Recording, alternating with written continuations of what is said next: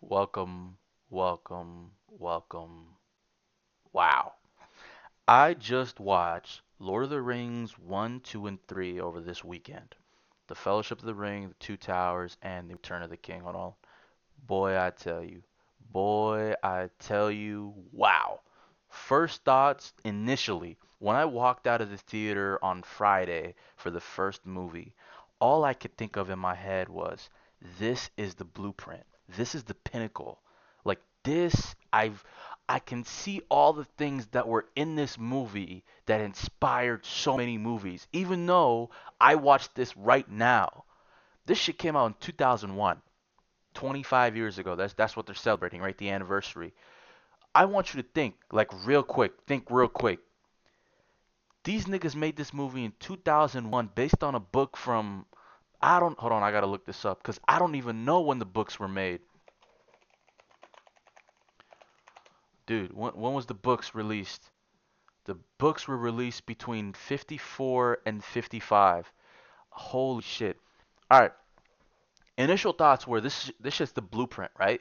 I have so much shit that I want to talk about. First of all, W cast. Second of all, I remember specifically in the part of the movie where one of the elves, I don't know, first of all, before I even get to that, a lot of names, a lot of dialogue, a lot of like small things here and there I could not understand.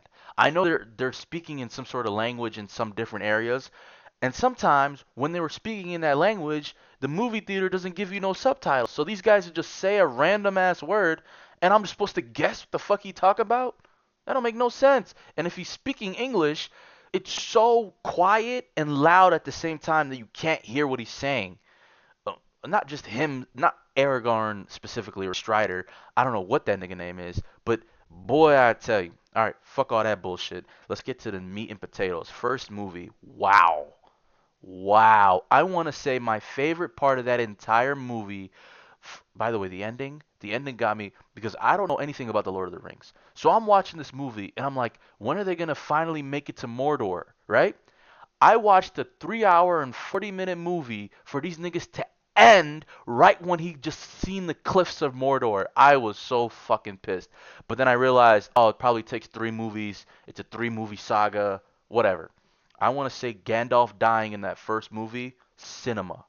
And I thought he was dead for real. I didn't think he died like falling, but I assumed that he wouldn't come back for some reason. You know what I mean?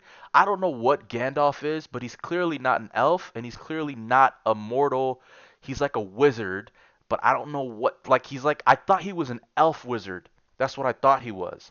But he's probably some other race of wizard, like a specific wizard race that probably was sent over to watch over Middle Earth and like save them or some shit. Even though by the way, this nigga was moving on that horse.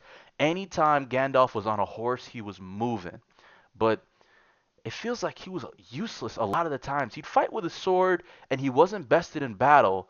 But hold on, I'm gonna get to part three in a second. But there was the biggest cap I've ever seen in any movie of all time. And hold on, fuck all the bullshit. Shout out to Frodo Baggins for being a real one, but he faltered in the end. I'm not gonna get to that just yet. But the greatest character in this entire three series, this trilogy of movies, Samwise Gamgee. That nigga is the realest side character that's ever been written other than Roronoa Zoro. Those are the only two that can fight for that spot, by the way. It's Zoro and Samwise. Them two niggas, Samwise, the realest of them. I want to talk about fuck all the part. I have so many thoughts that I'm jumping from blah blah. Part three, right? This nigga took the.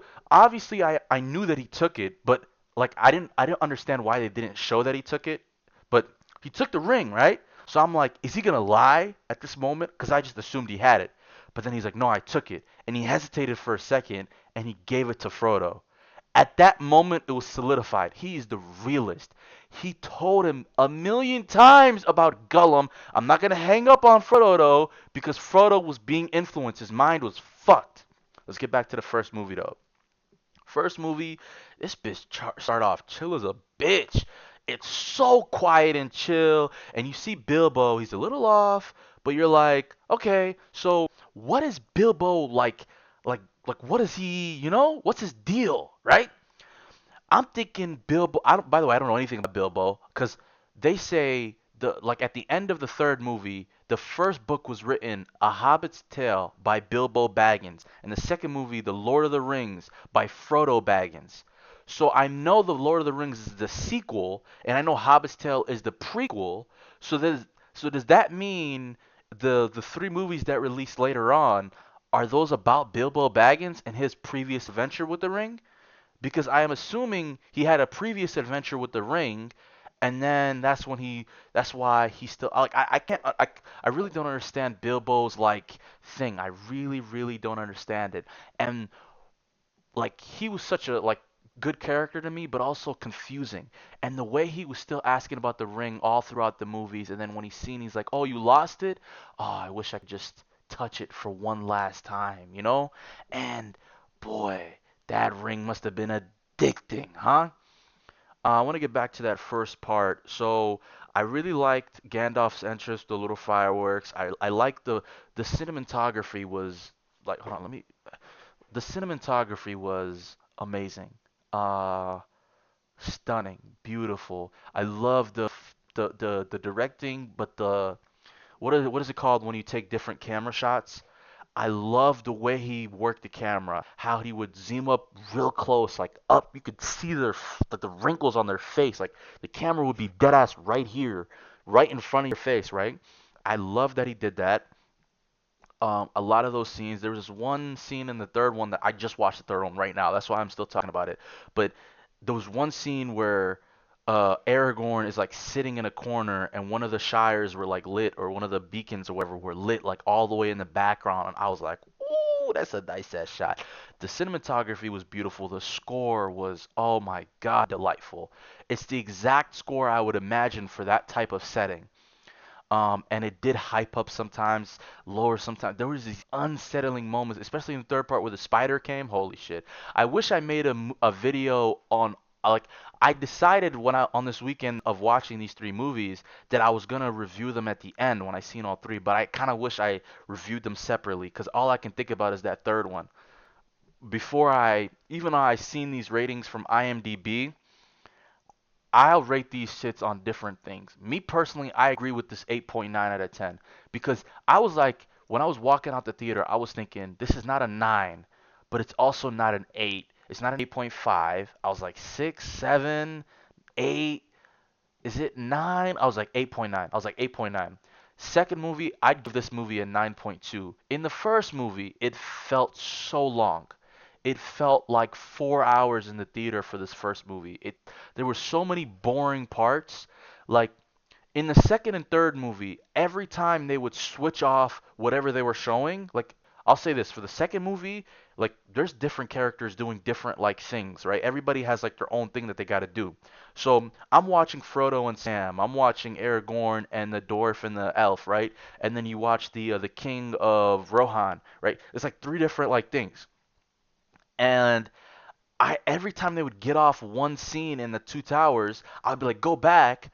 But then they start showing it more, and I'd be like, oh my god, I'm so interested. Then they switch off to another thing, and I'd be like, go back. You know? In the third movie, every single fucking scene change was perfect. Every time they switched, like I don't know how to explain that. It's not scene. It's like every time they switched POVs. There you go. POVs is the word I'm using. So you go from Frodo and Sam to Gollum by himself. I especially Gollum in the first movie was dead ass like there for 20 seconds. In the second and third movie, it really showed him, and I like how they showed this guy like soon as he seen the ring, he became insane, and it's crazy how he's the one who killed it. But wow, first movie, I'd say there's a lot of boring parts in this movie, a lot. And the worst part about it is I felt the dragging of the plot, and sometimes the dialogue would just go on. But I do specifically remember when the elf dubbed them the Fellowship of the Ring. Wow, continuity. I swear, when they were leaving, he said, "The nine of you, nine companions, I shall dub you the Fellowship of the Ring." But then in the second movie, oh, I went out with eight companions. Eight? You went out with nine. We're not gonna count Frodo. The three other hobbits, right? The dwarf, the elf, the two man, Gandalf. That's eight. That's eight companions. But oh wait, no. they're counting for, like, you know what? I just realized my argument is stupid. Whatever.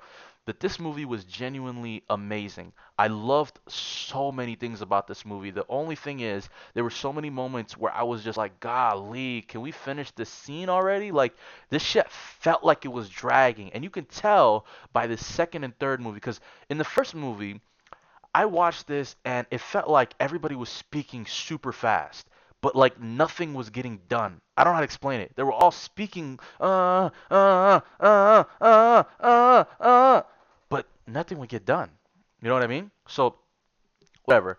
I hated the fact that it ended when they didn't get to Mordor. I love the battles in the first one. The first one is kind of slipping from my memory a little bit, but hold on. I know there's a plot thing here somewhere. I want to read it as well. So, for the plot summary, so the ancient ring is lost for centuries, and then it fell into that cave, and then Frodo found it. Oh, no, no, Bilbo found. I want to say when Gandalf went to Bilbo, and Bilbo said, "I'm taking an adventure. I have to go," and he's like, "You still have the ring." He took the ring out of his pocket, and he was mustering all his strength, all his strength. As soon as he dropped it on the floor, oh my God, dude. Oh my God. I was like, wow. Fucking clap it up for Bilbo Baggins because that was amazing. And I mean it, like amazing. When Gandalf discovers the ring is in fact the One Ring of the Dark Lord Sauron, first of all, I don't know who decided to name the bad guy Sauron and his like guy that he's working with Saruman. It sounds so similar. Production, come on. It's too similar. Saruman, like I didn't like that at all.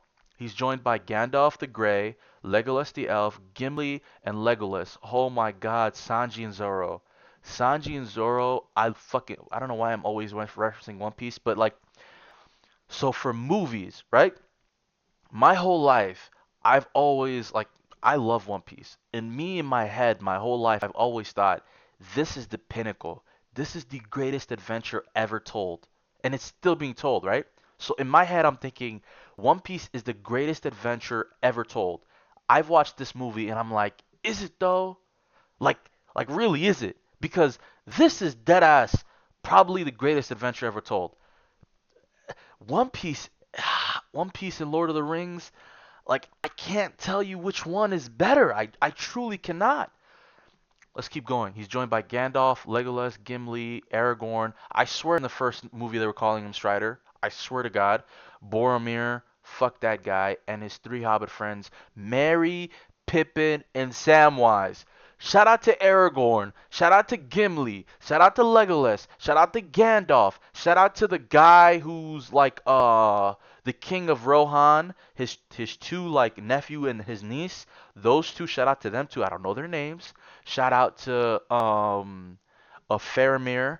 Shout out to like all them side characters that help. You know, one of those guys that was wearing all red, I think he was an elf. Shout out to him as well.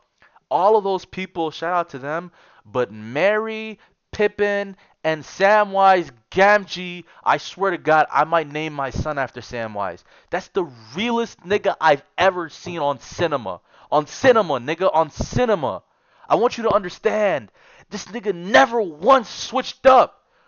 He never once switched up ever. There was a scene in the second movie. He was a like I was it was like it was in a field and Samwise and Frodo were there and Gollum was like walking off. They were trying to find Gollum and I was like, "Oh my God, is Samwise about to fucking slime his ass out? Like what is about to happen here?" Because I don't know, I weirdly got deja vu of Samwise sliming Frodo out right there. Like dead ass backdooring him for real. Like I'm watching this shit. I'm like, no, because I don't know. It just came to me. I was like, in the theater. I'm like, oh, I said no. I said that dead ass out loud too. I fucking checked myself though. I was like, oh shit. But shout out to Merry, Pippin, and Samwise and Frodo. In the end of the third movie, when they all bowed down to those four hobbits, I was like, y'all niggas better. Because these niggas is the realest niggas in the entire fucking Middle Earth. In the Shire, in fucking Rohan, in Gondor, in fucking Mordor, wherever, nigga. These the realest niggas in the whole land. In the whole land. Shout out to Aragorn. Aragorn, he real, and he's strong, and he's kingly as hell. But boy, I tell you, them hobbits went crazy. By the way, what the fuck is a hobbit? Is it half man, half dwarf? That's what I assume. I'm not gonna look it up. Through mountains, snow, darkness, forests, rivers, and plains, facing evil and danger at every corner, the Fellowship of the Ring must go. Their quest to destroy the One Ring is the only hope that ends the Dark Lord's reign.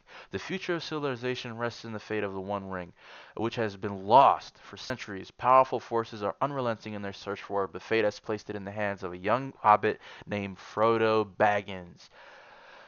I'm gonna tell you this, Frodo. I had Frodo stocks high, and I say high as in, because like I'm ranking these niggas on who's the best, who put in the most pain in this movie, and Frodo was number one for me by far. I think number two was Samwise, and number three was Aragorn, and number four and five were like Merry and Pippin, and then under that was Gandalf. Shout out to Gandalf, but he did a whole lot of nothing. I ain't gonna hold you. Shout out to him though. And, oh, fuck Gandalf. Legolas and Gimli are above him too, cause that nigga Gandalf, he show up and he just aura farm. I swear to God, he did that most of the time.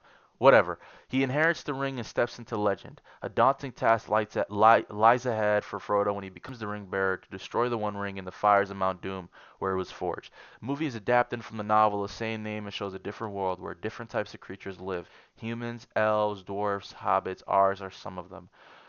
Lord of Darkness Sauron, who created the most powerful ring to help reign over the world, but one human king, Isildur, with an alliance. Oh, this was the first scene of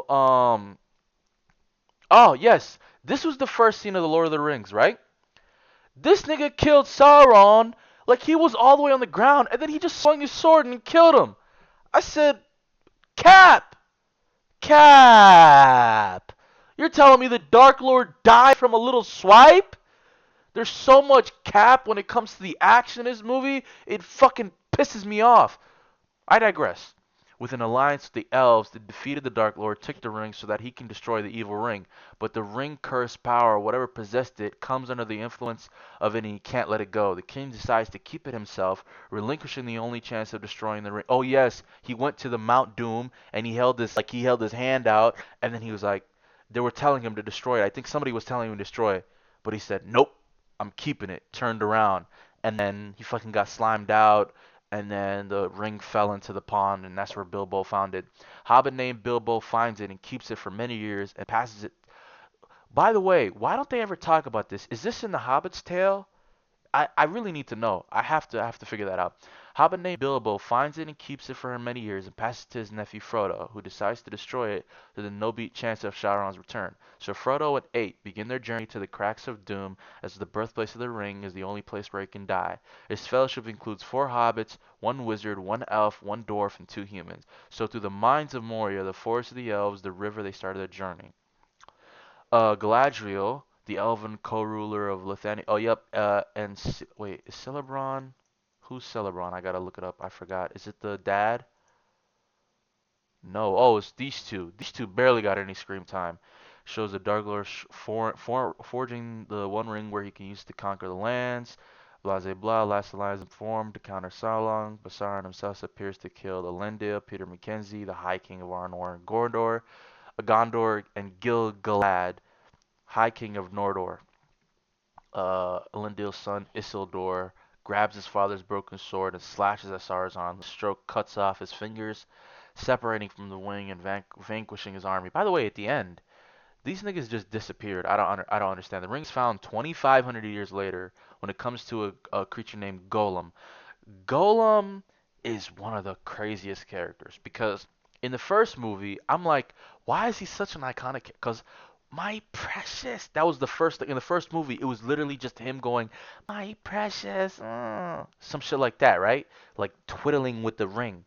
That's all he was doing in the first movie. The second movie, they kind of expanded on him a little bit more, and they kind of showed like, oh my God, this guy, blah blah blah. Here's this little backstory for him, and he became a lot more relevant.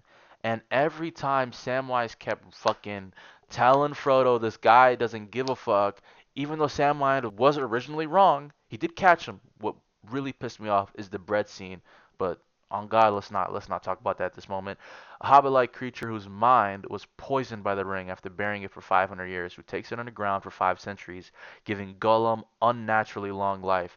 The ring leaves him, however, and is found by the hobbit Bilbo Baggins. Much to the grief of Gollum, Bilbo returns to his home in the Shire with the ring, and the story jumps forward time 60 years.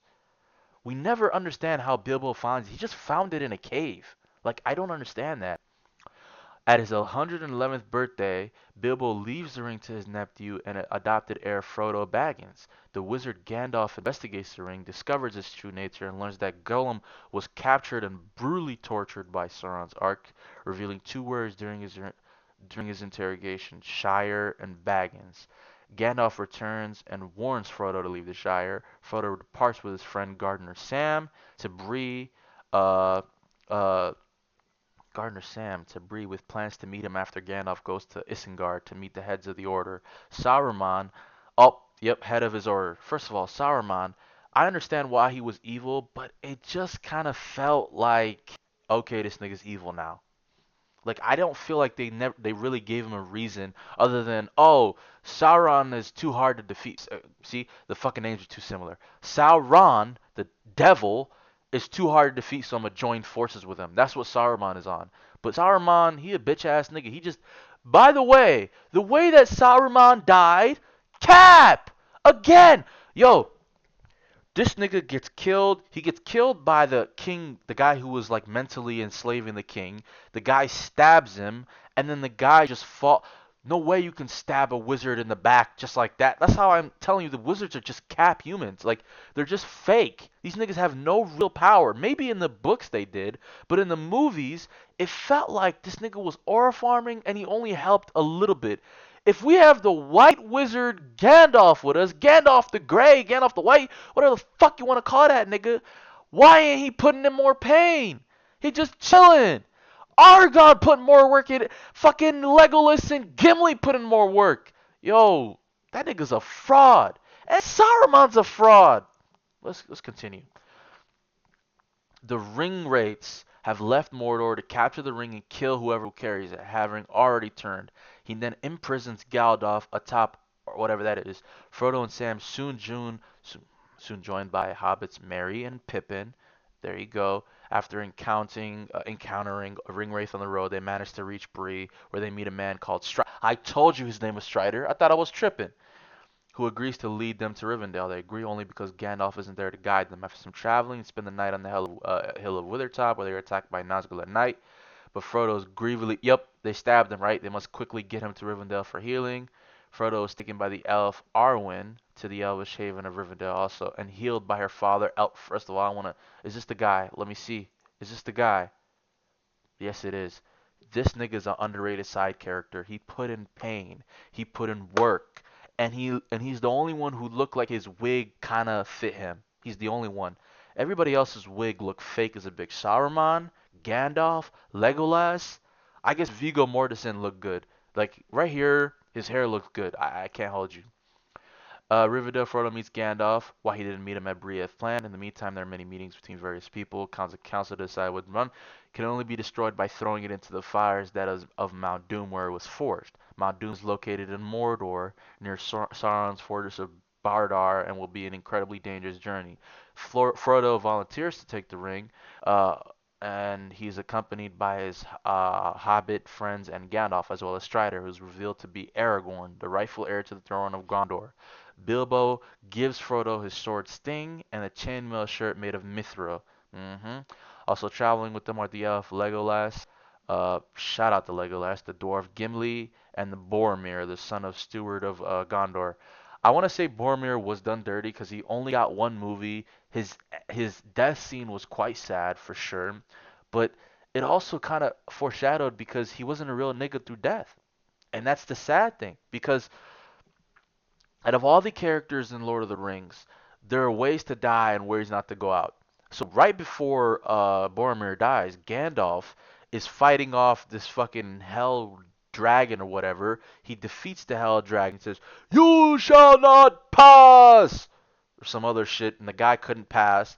And then Gandalf turns This is why I call him sorry. This nigga turns away before the nigga's all the way down. The nigga fucking, the dragon uses his whip, grabs Gandalf by the leg and pulls him off the edge. Gandalf, a wizard, is fucking holding on. Why can't he float up? Why?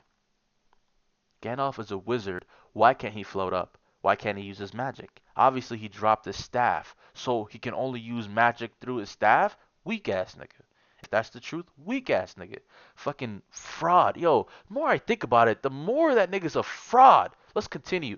They compromised. I remember the scene. The shit was goated. Fellowship set out and tried to pass the mountain card rest, but are stopped by wizardry. They are forced to travel under the mountains through them. Oh my God! And he was like warning him. You don't want to go through the mines. You don't want to go through the mines. Blah blah blah. They go through the mines. All them dwarves in there are dead. Dead. I'm thinking, what the fuck happened to them? Them niggas is dead.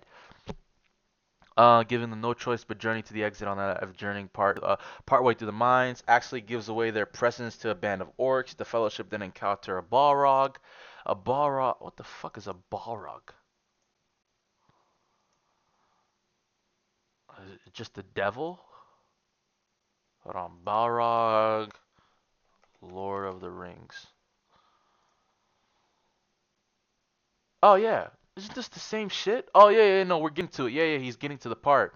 An ancient demon at the bridge. Gandalf fends off, brings it into the darkness with him. The group flees to the elvish realm of Lothlorien, where they are sheltered by its ruler, Galadriel, and her husband Celeborn. Galadriel privately informs Frodo that only he can complete the quest and that one of the Fellowship will try to take the ring. Obviously Boromir, because he tried earlier in the movie. She also shows him a vision of the future in which Sauron succeeds in enslaving Middle-earth, including the Shire. Meanwhile, Saruman creates an army of Uruk-hai and Isengard to find and kill the Fellowship. After resting, they decide to travel on the river of Anduin towards Parth Gelen. Before they leave, Galadriel gives Frodo the Fiel of Galadriel. What the fuck? Is it the blue bottle that saved him in the third movie? Crazy foreshadowing. Shout out to him. I thought they were meant to drink this because I kept thinking in my head, why ain't they drinking it to give them like food and health and all that? And also, in the end, Sam found the bread again. So why didn't he give Frodo some of the bread while they were climbing the mountain? Because I don't remember anytime he gave him the bread. Let's get back to the first movie. After landing at the Path of Gollum, takes the ring. Boromir tries to take the ring from Frodo. He managed to escape. Will be too strong for the Fellowship. He decides to leave and go alone. But Sam's like, nigga, you're not going nowhere. I'm with you, big bro. I'm with you. Meanwhile, the rest of the Fellowship are attacked by Uruk-hai. Merry and Pippin, realizing that Frodo is leaving, distracting the wolves. Distracting Boromir rushes to the aid of the two hobbits, but is mortally wounded. Merry and Pippin are captured. Oh, dude, when they got captured, I thought they were dead. These niggas are this like I don't know what's a better duo. Merry and Pippin with Treebeard is one of my favorite characters. I don't know if that's his name. Merry and Pippin or Gimli and Legolas. Who's the better duo? Cause Merry and Pippin, I think Pippin was inside the Gordon, is it Gordon? Yeah, Gordon. Gondor. Eh, Pippin was inside Gondor putting in work. I think he killed a couple of orcs here and there. But Mary was outside banging with him for real. Nigga was going shung, shung, shung, shung. Biggest cap of all time coming, by the way. Coming. Let's continue. Aragorn, Legolas, and Gimli find Boromir.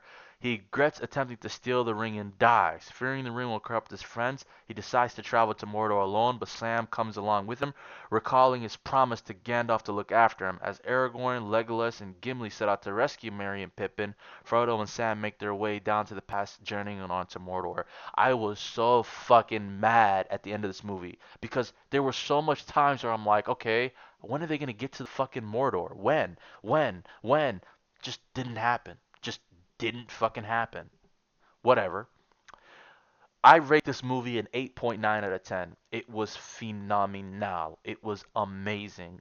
I think it was a little too long. I think there was some boring ass parts in there, but overall, all I can think at the end of this movie was what's going to happen next, and two, this is the blueprint of fantasy. This is the blueprint. Nigga, the fucking side characters peak. The world building peak. Uh, the way everybody got fucked over by that ring, peak. The only nigga that never got pucked up by that ring is the kingliest nigga of them all, Aragorn or Strider or whatever the fuck you want to call him. He's the only person that I can think of other than Gandalf who didn't let the ring tempt him. Bilbo, shout out to him, but we don't know what he did in those 60 years, so I can't really give him any credit. I can't. I don't know what he did from 60 years with the ring. Did he fuck it? I don't know. All right. Next movie. Lord of the Rings, The Two Towers. I rate this movie a 9.2 out of 10. Wow. When I was coming the next day, so this is on Friday, the next day is Saturday, so I'm watching this bitch on Saturday. All I can think of in this movie was this shit is goated, but how is it gonna be better than the first? Because all I know about Lord of the Rings, this is what comes out of me. Uh, whoa, this is what I heard before I watched the movies. The first one is good, the second one is even better, and the third one's alright. That's what I heard. I heard the third one's as good as the first one, and it's also good, but the second one is the best out of the trilogy. That's what I heard before I watched the movie. I didn't know, by the way, before I watched the movie, I heard of Frodo Baggins and Gollum and Gandalf and Legolas and all these niggas, the Lord of the Rings, blah, blah, blah, the one ring to rule them all. Like, I've heard of these echo statements in the past. I've seen, like, little shits of them here and there. I never even considered, I've never even seen anything of the plot. The only time where I had a memory, it was a false memory, but it was at the end of the Lord of the Rings Two Towers. Samwise and Frodo are like in a field, and I'm thinking Samwise is about to fucking snake Frodo and steal the ring off of him at that moment. But then he's like, "Let's go, Frodo. Let's go, Mr. Frodo," or some shit like that. I was like, "Oh, this nigga's real as hell." All right, let's get to the plot real quick so I could talk about it. My God, what a great movie. Where's the plot, bitch ass nigga? Where's the plot? Bitch ass nigga, where the plot at? Summary. Shout out to, by the way, shout out to all the actors because I can't name you anybody who had a terrible acting performance. I really can't. Uh, Let me not talk about some players, some characters. Yo, where the fuck? Storyline? Is this it? Plot summary? Alright, synopsis. The film begins with a flashback to the first film with Gandalf. Oh, yeah, when Gandalf came back, I was mighty confused. I had no idea what was going on, but I just said, alright, I guess he's back then. Film begins with a flashback of the first film with Gandalf battling the Balrog, but this time continues from Gandalf's perspective. See, in my head, Gandalf died. Like, I didn't know if he died, but I thought he wasn't going to be in any of the movies anymore. I thought it was going to be like a flashback or like he'd be like a wizard ghost. That's what I was assuming. But this time from Gandalf, where he continues to follow both, and they hurtle down. They were like fighting through like the dungeons of hell and like sky castles or whatever. I don't know. Fighting while in free fall, Frodo awakens from his dream and continues his journey with his trusted friend Sam. They are attacked by the ring-possessed Gollum, wishing to retrieve his precious from the ones who thinks he stole it from.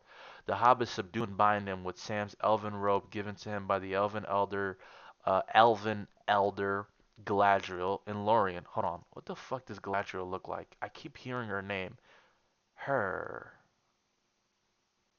Oh, her. She was not that important in the movie, bruh. She was in like 3 scenes. Goated fucking things that she did, though. Sam distrusts Gollum and wishes to abandon him, but Frodo understands the burden of the creature and takes pity on him. Realizing they are lost in Emin Mull, or whatever, in need of a guide, Frodo persuades Gollum to lead them to the Black Gates of Mordor. In Rohan, the pack of Uruk-hai run across the grassy landscape with the craftsmen Merry and Pippin. Aragorn, Legolas, and Gimli are in pursuit following 3 days of running. Legolas surmises the hobbits are being taken to Isengard, where Saruman is marshalling his Uruk-hai forces to do the bidding of Sauron. In the kingdom of Rohan, home of the Horse Lords, King Theoden Bernard Hill is mentally and physically weak due to the enchantments of his steward, Grima. What the hell happened to this guy? He just disappeared after he killed Saruman. He disappeared, like he killed him, and then ghost for the rest of the movie. That is unexplained. Also, there was another scene in this movie where Pippin and Merry are in the tree forest. They meet the tree beard, and then he turns into the White Wizard, and then the scene changes, and that shit is never mentioned ever again because they changed into Saruman, or what I thought was Saruman, but it was Gandalf. Or am I mistaking something? Because I swear to God, Pippin and Merry and Pippin met Sauron or the White Wizard or something, and they never mentioned it ever again. Who was secretly Brad Diorf, who was secretly in the service of Saruman. Orcs and wild men of Dunland are incited and freely roam and land and kill people, including the king's only son. This guy, fucking Elor, nothing happened to him. Uh, is this the? Oh, this is him. This guy put in work for really nothing. I'll be honest with you, because his sister, like he saved the day at Helm's Deep or whatever, but his sister kind of, I don't know, she kind of put in more work than him. Actually, she really didn't. She really didn't. He did. He definitely put in more work, but it felt like he was unimportant for some reason. The king was important. His sister was important. Aragorn is important, but this guy kind of just felt like a number two. He doesn't feel like Aragorn was kingly. Theo, whatever Bernard Hill, whoever Bernard Hill played, Theoden, he felt kingly. The princess, this guy's Eomar's sister, Eowyn, fucking, she felt like a princess. You know what I mean? Like this nigga just felt like a guard. He didn't feel like a prince. He didn't feel like a lord. He didn't feel kingly. He didn't have that presence on screen. Let's continue. Interrogates Grima, angrily realizing he has lustful eyes for his sister and that he's now an agent of Sauron. Grima banishes Ymir for undermining his authority, and he sets forth to gather remaining loyal him and throughout the land. Frodo and Sam traverse the dead marshes, passing the undead fallen warriors of the Second Age, who haunt the marshes, invading a newly seated ringwraith on his flying fell beast. Later they reach the Black Gate, finding it to be heavily guarded. They observe a contingent of Easterlings from Rhûn arrive to reinforce the garrison. Okay, only to have Gollum to reveal them a less risky path. Sam remains distrustful, but Frodo gives him the benefit of the doubt. Meanwhile, Bro ambush and kill all the orcs holding the two hobbits. But during battle, Merry and Pippin narrowly escape their captors by fleeing in the trees. This is where I also thought they died, because the guy said we left no survivors, and it looked like them two niggas died. But they encounter Aragorn, Legolas, and Gimli. There was no survivors. Yep. He's just tracking skills. He's finding the hobbits in the forest. They discover a wizard who was under. Oh, the three discovered who was ultimately Gandalf reborn. Gandalf the White. Oh, yep. They go to Edoras, where they exercise Saruman's Hole of the King and banish Wormtongue.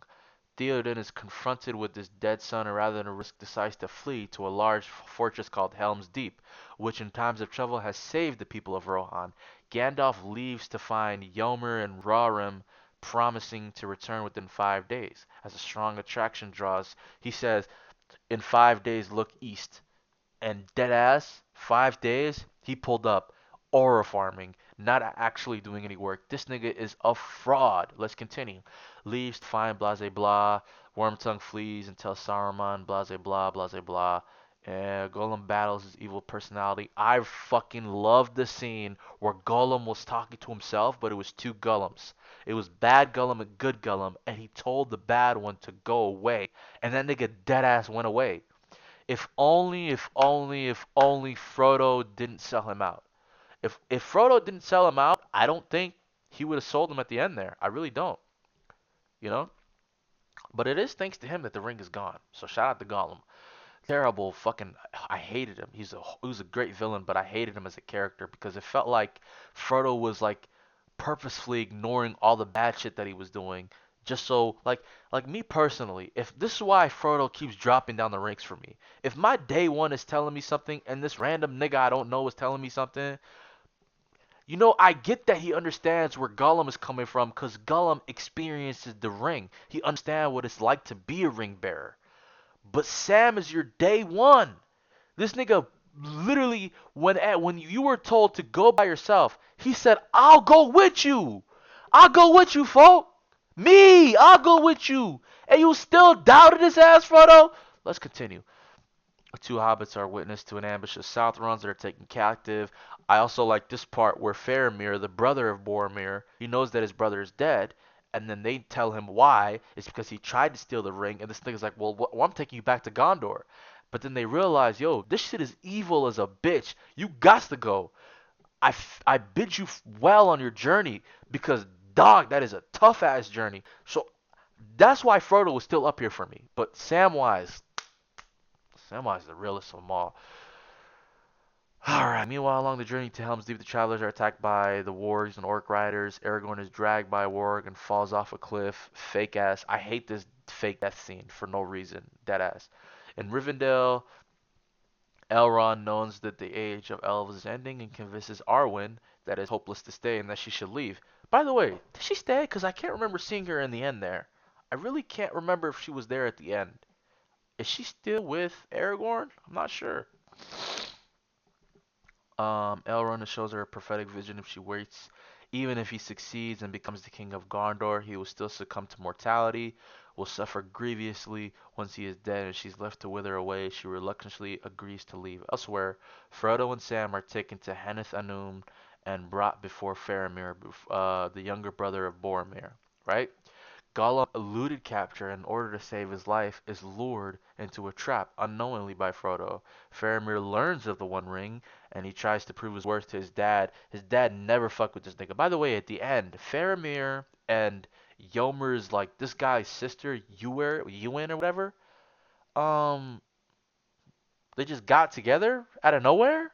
What? Does that make any sense to anybody? They just caught each other. They gave each other a little look like, "What's up?"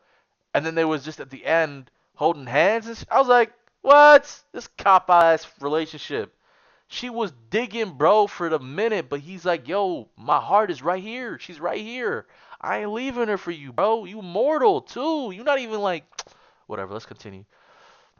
Gollum eluded capture in order to save his life is lured into a trap. Blah blah blah. Battered but daunted, he rides to Helm's Deep. His arrival is met with relief, but is short-lived news of only 300 men. It was 300 versus 10,000. That might be the greatest defense of all time, but the coalition alliance from Kingdom, that was probably the best odds against you fight that I've ever seen. In the midst of despair, a battalion of elves from Lorien, led by the elf Haldir, arrives to assist in the ensuing battle. At Fangorn Forest, Merry, Pippin, Treebeard, and other Ents hold the council, and then the fucking trees are like, nah, we're good. Until they see that half their forests were cut down. They're like, oh, now we gotta do something because he fucked over us. Like, niggas always need a reason. The world is ending, and you're like, eh, niggas always need a reason. It has to be against them for something. Like, I want you to put this in perspective, right? The world is ending, but you're not gonna do anything because he didn't do nothing to you. Treebeard, I'm talking to you. Treebeard, I'm talking to you specifically, Treebeard. The world, I'm talking everything is done for. Everything is done for. And you don't wanna fucking save anybody unless the fucking trees are burnt down? That's the only time you're gonna start doing anything? Really? People like this is real life. The whole world is fucked. The only time you want to do something is when you get fucked over as well. That's not when you move. You move when you realize shit is fucked. I want to see this right here real quick. This has just been bugging me. I have to look at this. Facts. Facts. I haven't watched any other movie on this list. I watched this movie. This is facts. Facts. Facts. Facts. Facts. Facts. Facts. Facts. Facts. Movies that live up to the hype. Facts. I haven't watched Dark Knight, Inception, Terminator 2, Gladiator, Aliens, Mad Max, Jurassic Park, Logan, Blade Runner. A lot of movies I haven't seen on there. I gotta watch them. Scaling ladders are placed upon the deeping wall, and the Urks swarm up. Oh, yep. They almost beat them in Fangorn, and they had to go up to the next level. Treebeard and other ants have decided not to get involved. Pippin is fucking pissed, and he showed them, oh yeah, this whole shit is fucked up. And they're like, oh yeah, now we're gonna move. Alright, I remember that part. Keep is now under attack. Realizing Gandalf's words before he departed, Aragorn and the rest make one last gallant ride on horseback to attack the like Uruk-hai army. What is Uruk-hai? Aren't they just orcs? The fuck? Like, what is this? It's orc. Oh, they're an enhanced breed of orc. Oh, the strongest, more intelligent type of orc. The term Uruk-hai from Black Speech meaning orc folk originally referred to any orc, but by late Third Age denoted larger, stronger warrior arcs spread by Sauron centuries before the War of the Ring. These Uruk-hai are resistant to sunlight, taller and more muscular than lesser orcs, and equipped with short, broad-bladed swords, yi bows, and iron helms, wearing a white S for Saruman or black hand for Mordor. Huh, interesting. In a desperate bid to allow the Rohirrim, who the fuck is this? I gotta look this shit. Rohirrim.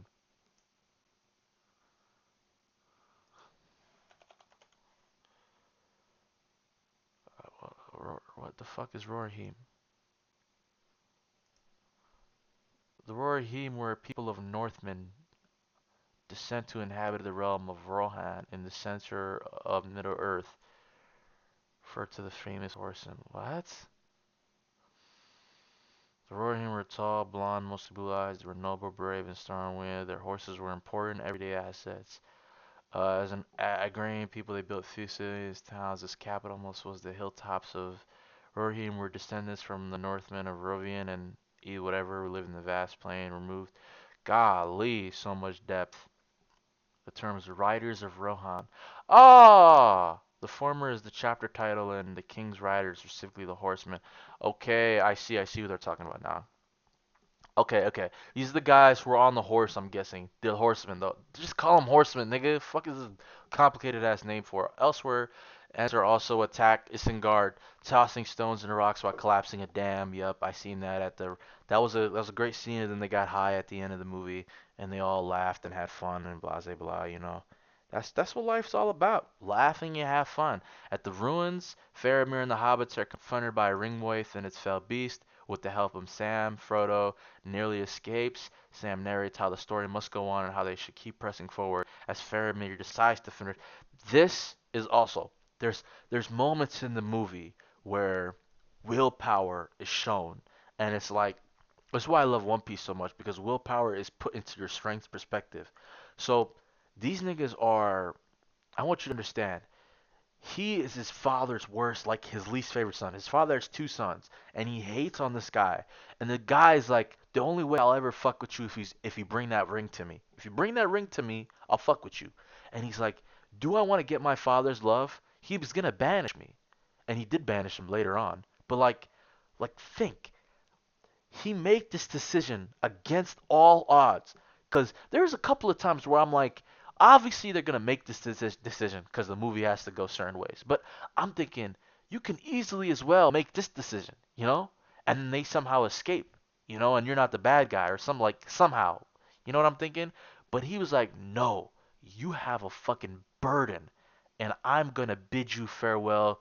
Good day to you. Try to get to Mordor and destroy that ring. Real nigga. Shout out to Faramir. Next. Gandalf and the others now know full war is inevitable, facts, and hope rests with Frodo and Sam.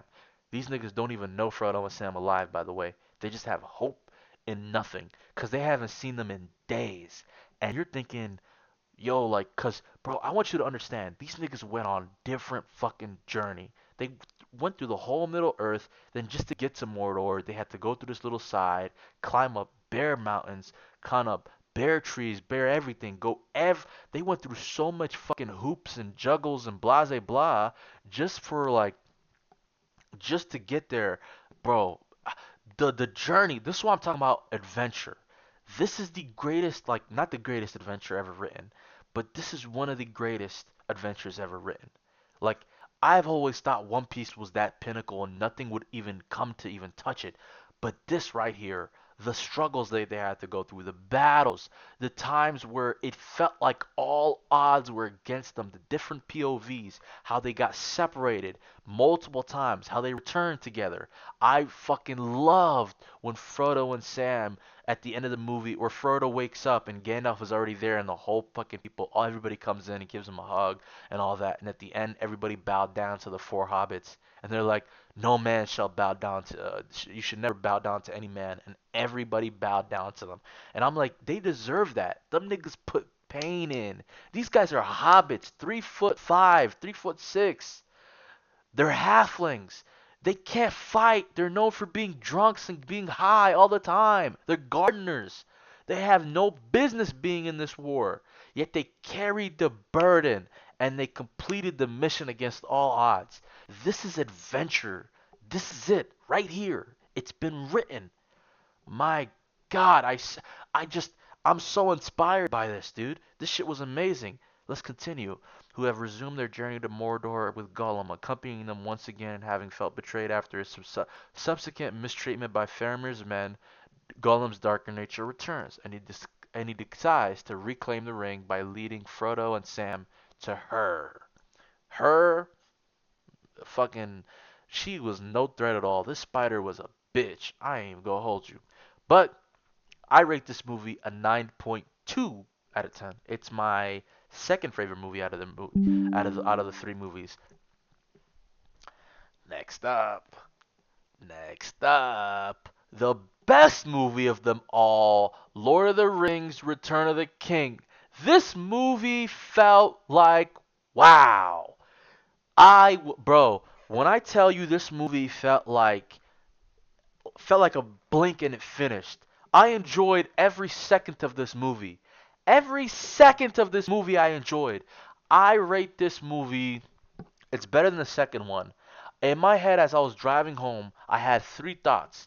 I was thinking, it's above a 9.2, below a 9.5, is it a 3 or 4? That's what I'm fighting over right now. Is it a 9.3 or a 9.4 or is it a 9.5? You know? Is it? Like, could it possibly be? Hold on. Let me check some real quick, because I have these ratings of these movies, right? My favorite movies of all time. And there's only two that have been rated a 10. Rush Hour and Interstellar. And I know you're going to be like, Rush Hour, it's my favorite movie. I just gave it a 10 for a reason. But is is this a 9.5? Yes, it is. This is a 9.5 out of 10. This is a 9.5 out of 10. My God, so much shit happened in this movie. So much shit. This felt like the perfect way to end it. I really wished another person died. I really, really wish another person died. Not Gimli, not Legolas, not Aragorn, not Gandalf kind of died, but he kind of just went back to. I guess Frodo died at the end, but it wasn't really a death. It was kind of, but it wasn't really. Who do I wish to die? I think one of them, Pippin or Mary, should have died. I think they should have died. I ain't gonna hold you. I love them both, but like, I think one of them should have died. Let's go. In the opening scene, Smeagol and his friend Deagle are fishing, and they find the ring. Deagle finds the ring, and then he collects it and climbs out the river. Smeagol sees him following it, and then he kills Deagle. Smeagol, bitch ass nigga by the way, slammed his friend out, then hid in a cave for 500 years. Weirdo.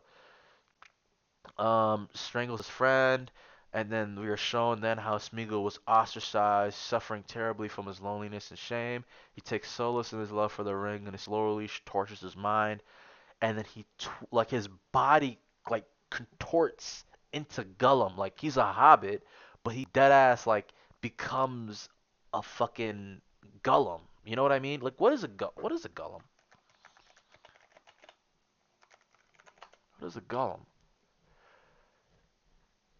Is that just his name? A Stoor hobbit named Smeagol who was corrupted by the Run Ring. He earned the name Gollum for his gurgling, swallowing sound he made with his throat. Habit developed over centuries of torment and obsession with the ring. Yeah, yeah, this shit fucked him up bad. Golly, what picture is that? Holy shit, that nigga looked disgusting right there. My precious. When he finally got it back, boy, he was hyped. Let's keep going. Uh, slowly towards his mind. The flashback ends. We're taken back to the present. Outskirts of Mordor, Frodo and Sam were resting. Sam awakes and sees that his master has not slept. The days are growing darker. His master? Is Frodo his master? I thought they were just friends. I thought they were best friends. Has not slept. The days are growing darker. They get close to Minas Morgul and Mordor. Gollum arrives and urges them to move on. Away in the west, Aragorn, Legolas, Gimli, Gandalf, Theoden, and Ymir are riding through Fangorn to Isengard, where they meet Merry and Pippin, feasting among the wreckage of Isengard. Then they go. I love how it's called the Two Towers, and one of them gets collapsed and one of them stays up. Even though I like that little thing. I like that. I really do. And Pippin riding through where they meet up. Then they go see Treebeard, where Saruman has been trapped. Gandalf opposes Gimli's call to kill Saruman, saying that the wizard has no power anymore and will purge no further. For as they are talking, sees the Palantir among the flotsam and is enamored by it, quickly asks it from him and hides it under his cloak. Okay, so this is a point where this nigga is really high up. He's like high up on Isengard, like the tower, like top bit. So he's high up, and then the other guy's with him, Worm Tongue, whatever his name is, Worm Tongue, right? Worm Tongue is there, and he's like, he has no power over me, and then they could get jealous, then stabs him in the back. The guy falls, fucking is skewered by a water wheel, and then he falls into the water. And then the ball that he was holding drops into the water as well. And all I'm thinking of is, what the, like, like these wizards is pussy? Like you could just get, they just die? Like, uh, like how does he have no power anymore? Why? Because the water washed away his whole land? Isn't he like how did he just blow up his staff? Like some shit is just explained, and some shit is just, ha, alright, that nigga's done for. What? What do you mean he's done for? Why? Why did he lose his power? It's because of all the people that killed? Like, I don't understand how he just got stabbed in the back and dealt with why his staff just blown into smithereens. Like, nigga was just like, yo, you got no power. Boom, you're dead. Boom. Boom, you get stabbed in the back. Fuck? I continue. Gandalf opposes, give me, whatever. The group then rides to Edoras, where the King Theoden has prepared a feast to hail the victorious dead. There, Ewan shows affection for Aragorn, which Theoden notices. He tells her that he's happy for her. Aragorn, being an honorable man, the architect of the victory of Helm's Deep. Gandalf also expresses Aragorn to his concerns over the quest. Aragorn tells him to trust in what his heart tells him, that Frodo is still alive. Facts. Aragorn had hope from day one. He never stopped believing in Frodo. Shout out to him. Gollum awakens in the night as Frodo and Sam are sleeping, and he murmurs to himself. And his evil sense is giving him a plan through the fucking water, which was so perfect. I love that scene so much because it's like this guy's trying to reason with his fucking mentally tapped mind, and his mentally tapped mind is like, yo, just lead them up the stairs through the tunnel and they'll die. You can get it off their bone. You can get off their dead boneless bodies. Right? That's what he's thinking. Gollum then begins leading Smeagol through their plan to deliver the hobbits into the clutches of Shelob and whatever. The fucking spider who was not a threat at all, huh? I digress. The same night, Sam Elijah's flashes. What's it called? Sam hears this and proceeds to beat Gollum. Frodo interferes. Again, Frodo, this is why you're dropping down points for me. Your boy, your day one, is telling you this nigga's evil, and then you decide to believe the Gollum. Uh, that nigga pissed me off when he did. And then also when Gollum sprinkled the bread on him, and he was like, "Oh, he ate all the bread. He eats it when you're sleeping, the fat one." I'm just like, no way he's gonna believe this dumbass shit. I get it, I get it. The ring is fucking up his brain. I get it. But on everything I love, I don't give a fuck if the ring is fucking up my brain. I'm not believing my day one. My day one, who chose, by the way, to go, cause I didn't want him with me. He chose to come with me. And that nigga's sprinkling in his ear. He's gonna ask to take the ring. Watch. He's gonna ask. And then, cause the ring is fucking with them, that makes him switch over and say, "Yo, Sam, leave us alone." And then Sam starts crying, and that shit broke my heart because all Sam ever did was be a real nigga. Be a real nigga to Frodo. And Frodo's like, "Fuck you, bro. This ring's everything I need. Fuck you." Simple. Simple. That's it. Sam hears this and proceeds to beat Gollum for his tragedy. Frodo intervenes, saying that as their guide, Gollum is necessary for their quest. Sam obliges as Gollum flashes him an evil smile while Frodo's back is turned. That same night, back in Edoras, Pippin's curiosity gets the better of him. Relieving Gandalf of the Palantir, he looks into it. A vision of the white tree in the stone courtyard set ablaze, but in doing so, he's caught by Sauron and submitted to mental torture. Tries to rescue him and thus briefly exposes himself to Sauron. Pippin recovers from his ordeal and has discovered that he not tell Sauron anything of his ring whereabout. From Pippin's vision of the right tree, deduces that Sauron is not moving to attack fucking Minas Tirith. Rides off while taking Pippin with him, and now Pippin and Merry are split up again. Leaving Rivendell on her way to the Undying Lands, Arwen has a vision of her son. She realizes their father lied to her of no future. She returns and convinces Elrond that she, having forsaken the life of Eldsar, cannot leave Aragorn now. She tells her father that as it was declared in lore, the time to reforge Narsil has come. Narsil being the sword of Elendil that cut the ring away. Gandalf and Pippin arrive in Minas City of Kings that was built out of rock. There, Pippin recognizes the White Tree. They approach him mourning over Boromir. Pippin swears loyalty to him in recompense. By the way, on everything I love, if I was Pippin, I am not swearing fealty to that bitch ass nigga. Fuck no. I mean, your son did die protecting me, but he died because he was a bitch and he tried to steal the ring. I'm not fucking giving you my life for that, bitch. Fuck no.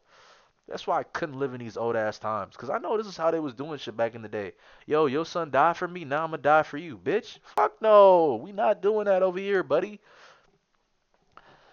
Gandalf and Pippin arrive, blase blah, blase blah. Meanwhile, Frodo, Sam, and Gollum arrive at Minas Morgul, where the enemy they locating the stairs that lies hidden, and then I love that moment where they light up all the beams, and then that nigga at the King of Edoras, Theoden, whatever his name is, he has the opportunity, and he's like, these guys didn't come rescue us, why should I rescue them? You know? He's like, these guys didn't come for us, why should I rescue them? But then Aragorn is like, oh, the things are lit. Let's go. And then he was like, all right, let's go. And I was like, real nigga. There you go. Continuing on, as they leave Edoras, Aragorn notices that Ewan saddles up with them, that she is a girt with the sword, but she insists that she rides only to see them off. I love how she. This is why I fuck with Ewan, because Ewan pulled up. She's a woman. She wants to fight. She's like, bitch, I'm pulling up. I'm not gonna like just go and die or lead the people for no reason. I'm fighting. If the sake of humanity is like all like, if humanity's on the line, like why would I sit at home and just wait for news? Bitch, I'm fighting. That's why I fuck with her for that. Then, hold on. Forgive me if I'm wrong. She's just a fucking swordsman or swordswoman, whatever the fuck you want to call her. She she dodges the fucking dragon that these ring wraiths are driving or flying, dodges that nigga, cuts his head off, and then fucking stabs the nigga in the face. He who can't die dies. That was the biggest cap I've ever seen on planet Earth. On planet, I watch anime. I love anime. Anime got the biggest cap of all time. This is bigger. This is the biggest cap I've seen in fiction. In fiction, nobody on planet Earth can convince me that what happened right there was any way possible. Nobody. No fucking body. What? What? I want you to understand, like real quick understand, right? She kills, she sidesteps the dragon like this is fucking like we're bullshitting out here. Sidesteps that nigga, cuts his head off, gets into a little bout with he who can't be killed, and stabs him in the face. What?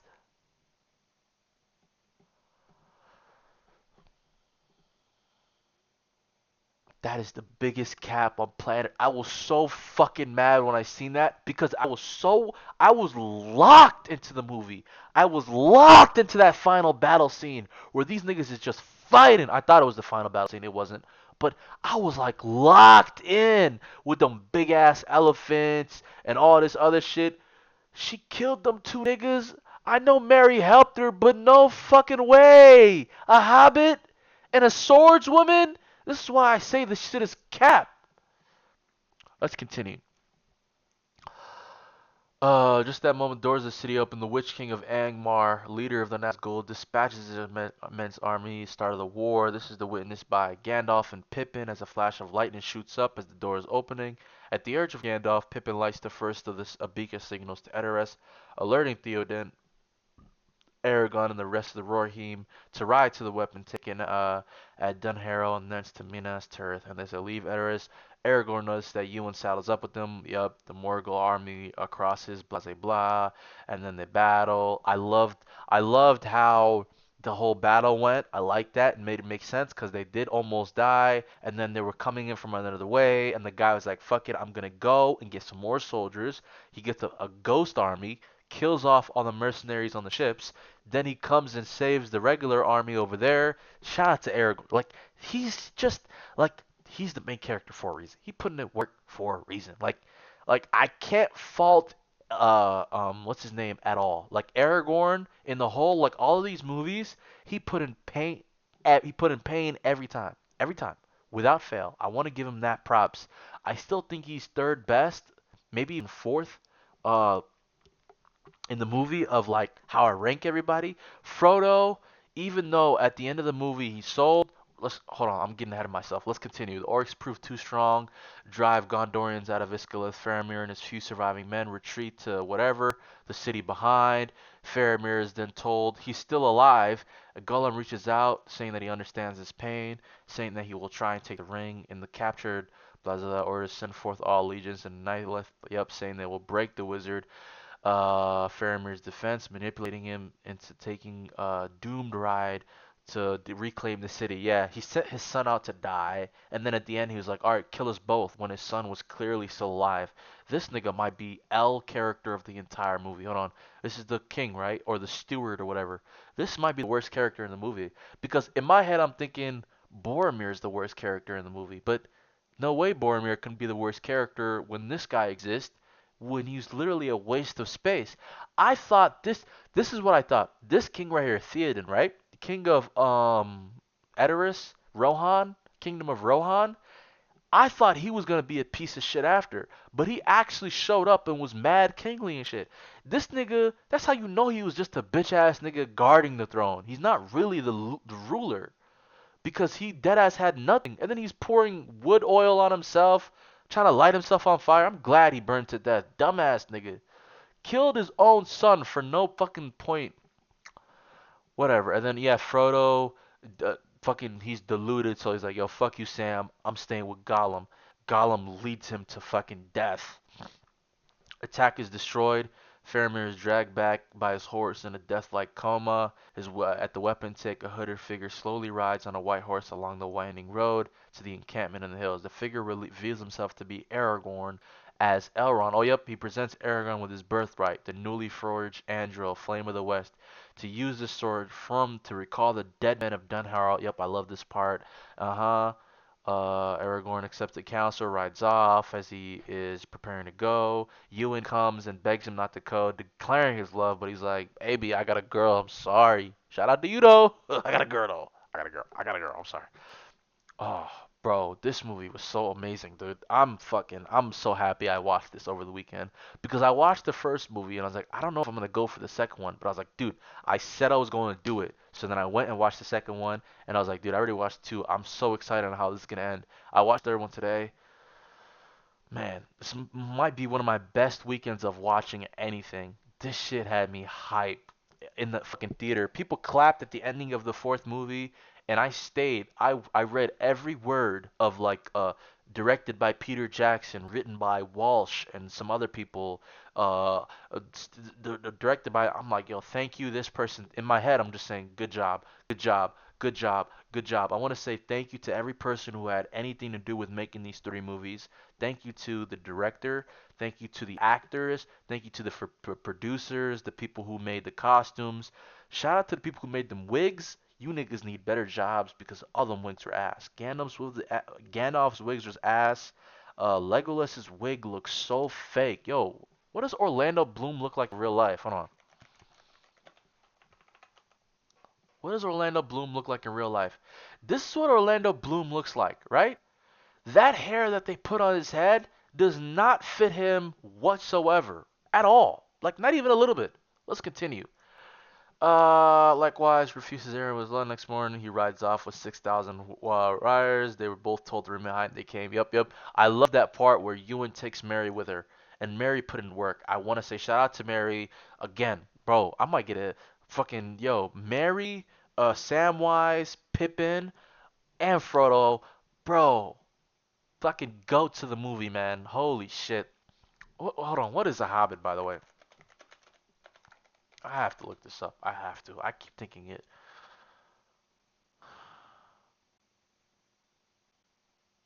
What is a Hobbit? Yeah. What is a Hobbit?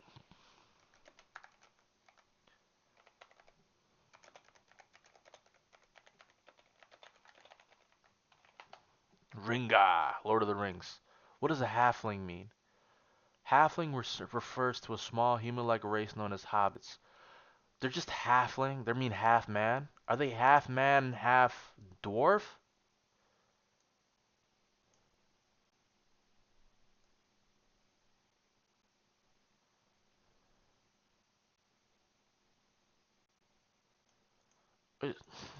Is a hobbit? That's what I want to know. No, a hobbit. Hobbits are a distinct race. Hobbits are 100% human in origin, though they are smaller. So they're just random. I guess they're just random. They're just a subspecies of men. I guess. Alright, whatever then. Let's continue. It's like different cats or whatever, I guess. They're both roads remain behind. They pulled up. Morgul forces composed mostly of orcs begin the siege using the heads. Oh my god, when they started throwing the heads of all the people they already killed, I was like, boy, this is about to be a long night. I wouldn't want to be working in any castle because, yo, all them castles got destroyed. All them catapults, all them like that big ass wolf's head that they rammed into that door. Oh my god. And then right after they open that bitch up, these fucking trolls start jumping in. First of all, you're telling me when I'm waiting for fucking regular sized orcs to come in. A troll jumps in. This nigga just boom knocked out like five people off tops. Let's continue. This was crazy. Denethor sees his son and believes him to be dead. Beholds the might of his forces marshaled against him, and that he loses control and hope, ordering to abandon their position. Steps in and knocks that bitch ass niggas out, and he tells everybody to fight back. Facts. Skirmish between Gardorian Trebuch and the Mara. Yep, blah blah blah. Way. Gollum betrays Frodo for the bitch ass spider who didn't put in no work. I'll be honest with you.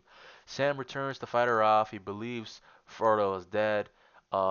Sam over here saying that he's been paralyzed. He's just sleeping, which I thought he was not dead, but I thought they made it seem like he died, but I was like, there's no way he's dead. They wouldn't kill him like that, ever. Like the main character dying like that, that'd have to be crazy. It's 6:22. I've been going for an hour and 11 minutes. I'm still going.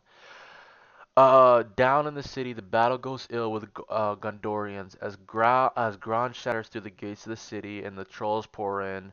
The defenders retreat to the upper levels of the city. The orcs crawl all over the street, looting, burning, and massacring the men of Gondor. But suddenly, in the midst of chaos, a lone horn penetrates the air. Yup, and then those guys start fucking. They line up! And bro, the speech that the king gave, he was like, "Yo, we about to die, but let's go die in style." I said, boy, the speech that the king of Rohan gave, and the speech that Aragorn gave, like at the end of that last battle against, right in front of the battle, like the gates of Mordor, those two speeches goaded. Those two speeches goaded. Let's continue. But suddenly, in the midst of chaos, a lone horn penetrates the area. Rohirrim charge. However, the joy is cut short by Harad and the immense Mumakil or elephants. The Witch King descends on Theoden, killing Snowmane his horse and fatally wounding. Seemingly in nick of time, the Corsair ships arrive to help the stranded orcs, but it is Aragorn who jumps off the ship, followed by the undead army, and they completely destroy the orcs, while Ewan and Merry kill the Witch King. They killed the Witch King, by the way. This is the biggest bullshit on everything that I love. On everything that I love. All the movies that I've watched, all the TV shows that I've watched, all the anime, all the manga, all the bullshit that I have consumed over the years, this is the biggest lie of all mankind. Of all mankind. She killed the nigga's dragon and then killed the Witch King, stabbing him in the face. I said, yo, I was so fucking, cause that shit took me out the movie. Like, if there's one thing to fucking hate on this movie about, it's right there. It took me out. What? I was so confused. I was like, he's dead, dead? Them niggas who can't be killed? He's just dead, dead? Ah, oh, yo, Peter Jackson, what the fuck? Let's continue. Dies of his wounds. Oh, releasing them from the curse, they may rest in peace. Sam rescues Frodo, which is mostly empty, following a fight between the two factions. They began the long trek across Mordor to Mount Doom. Gandalf realizes 10,000 orcs stand between Cirith Ungol and Mount Doom, which will prevent Frodo from reaching his derogation. And then they do all. Yeah, I like I like the I like how they just posed up in front of him and they're like, "Yo, like Let's fight, bro. Like, let me get the Palantir. Let me talk to bro. Yo, I'm here. I got the sword. I'm ready to kill you. Come on, pull up. Let's go fight. And he gets all of them to pull up on him. Dumbass niggas pulled away from the mountain. Let Frodo and Sam climb up, and then Gollum stops him right there. Let's continue though. Aragorn proposes they lead you up to the Black Gate to draw their orcs away from Frodo's path, as well as to distract the Eye of Sauron. Sam carries Frodo up to Mount Doom, but Gollum arrives and attacks him. By the way, that scene where Sam was like, "I can't bear your weight for you, but I can bear you," and pick that nigga up. Real nigga, real fucking like Samwise Gamgee, bro. There hasn't been realer than him in a minute. In a minute, like all I can think of is Roronoa Zoro. Zoro was the only one. That's it. When it comes to realness and dedication to the cause, my God, he put in work. If Samwise did not go with Frodo, Frodo would never have destroyed that ring. Ever. Ever. He would have kept that bitch. Okay, the Crack of Doom. Frodo insists of dropping the ring into the fire, succumbing to its power, disappearing from sight. Send the ring wraith towards Gollum renders Sam unconscious, attacks Frodo, and then he bit that nigger finger off, and then he fell into the lava. Charges at Gollum. They both fall over the edge of the precipice. Gollum falls into the fire with the ring, while Frodo barely hangs on with his strength falling. Sam rescues Frodo. By the way, right at the end there, where Sam was like reaching over the precipice, whatever, the mountain, the cliff, whatever the fuck you want to call it. He's reaching over, and he's like, "Grab my hand, don't let go." I thought Frodo was gonna kill himself there. I truly thought, but I was like, "Don't do it, Frodo. Don't do it." Frodo, you made it this far, bro. Come on, make it back home, Frodo. Come on, Frodo. Come on, Frodo. And he did. He got the hand. I was like, thank God. Sam rescues Frodo as the ring finally sinks into the lava and is destroyed. The Tower of Barad-dûr collapses. Sauron essence fades and then explodes, forever banishing its power. The orcs, ring wraiths, and the remaining forces of Sauron are consumed in the ensuing shockwave as the earth collapses under their feet. Frodo and Sam are stranded as Mount Doom erupts. They voice their regrets at not being able to see the Shire again. With the destruction of Nazgul, is able to call upon the eagles to carry the hobbits to safety. They awake in Minas Tirith, reuniting with the other members of the Fellowship, all of them having survived the War of the Ring, other than Boromir. You forgot Boromir, guys? Come on. That piece of shit. Aragorn is crowned King of the West, heralding the new age of peace, and reunited with Arwen. Oh yeah, he did reunite with her. The hobbits return to the Shire, where Sam marries Rosa Cotton. I should have been best man at his wedding, because that's the realest thing I know. That's the realest nigga. Hold on, bro. Hold on, bro. This nigga's the realest nigga I ever know, bro. I've ever known. He is the realest of all time. Of all time.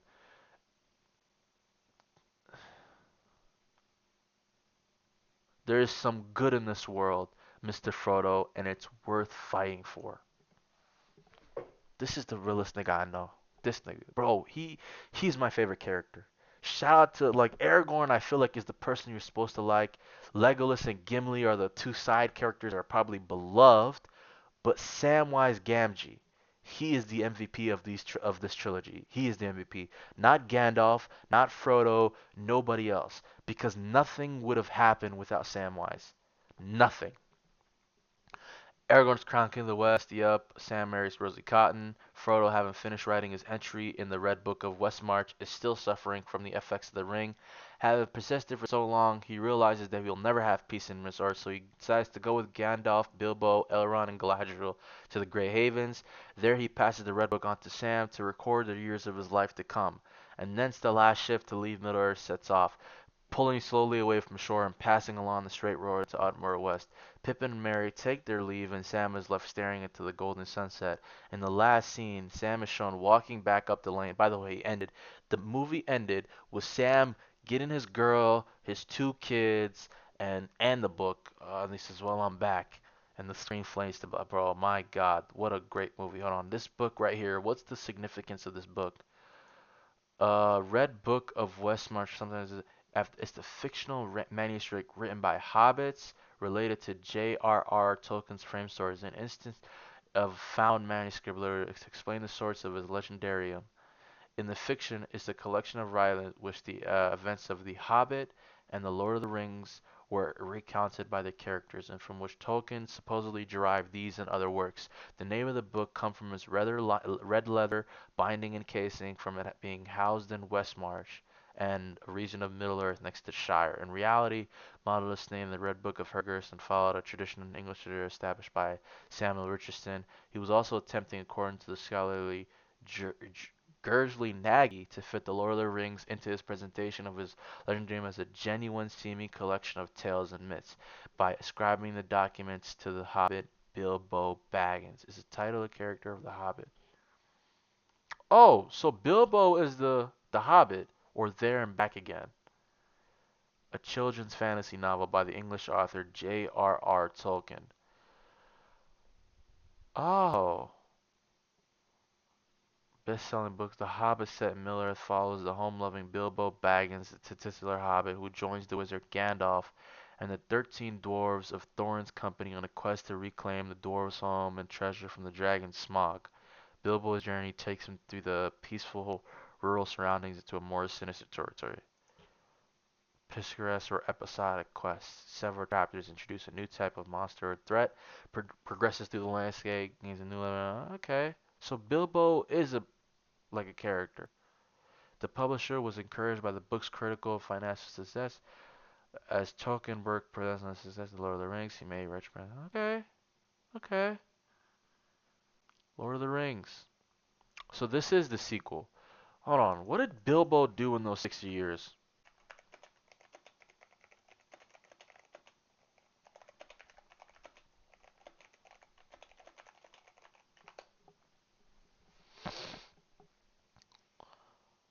Living a relatively quiet home in Bag End, though far from ordinary. He returned home to find his home and belongings seized by Saxville Baggins, but successfully reclaimed them using his contract and personal identity. He raised Frodo Baggins, his nephew, as his heir after the death of Frodo's parents. Life of comfort, enjoyed meals. He wrote a book about his adventures, which eventually became There and Back Again, a memoir of his journey with Thorin and company. He kept the One Ring without knowing his true nature, which allowed him to live far longer than normal, appearing only 50 years old at age 111. He visited Rivendell, the lonely mountain dale, and the dwarves, fulfilling a long-held desire to see mountains again. After the ring was revealed as the One Ring by Valiant, he voluntarily gave it up, marking the end of his time in the Shire. He then traveled to Rivendell, where he lives in peace, before eventually sailing into the Undying. So, when I left the theaters, I had to look up what it meant. I had to look up what it meant for the ending, because I was like, so they just sail off to the sunset into like a different continent, like, or are they going to a higher realm? I didn't understand. But from when I got from Reddit, basically Frodo dies, but it's like his spirit, he's going there, he's going to this. So they're all going back to Gandalf's homeland, and the only people who are allowed to go are the elves, but they're only allowed to go and not come back. So that's a big thing. So the elves are allowed to go, but they're not allowed to come back. And Gandalf is like going back to his home, so he can come and go whenever he wants because he's kind of in charge of Middle Earth. He's like the angel presiding over Middle Earth, trying to make sure people are not dying and whatnot. And Frodo's like, dude, I'm not gonna get any peace in Middle Earth. And they're like, yo, you're a ring bearer. Your fucking life is cooked. You and Bilbo. So pull up, get rest physically, peacefully. You get back to your old self, and then they'll naturally just die from mortality. That's apparently what happened. And yeah, what a movie. 9.5 out of 10. I'd rate the whole experience a 10 out of 10. The first movie was definitely the weakest one because when I left the first movie, I wasn't sure if I wanted to see the other two.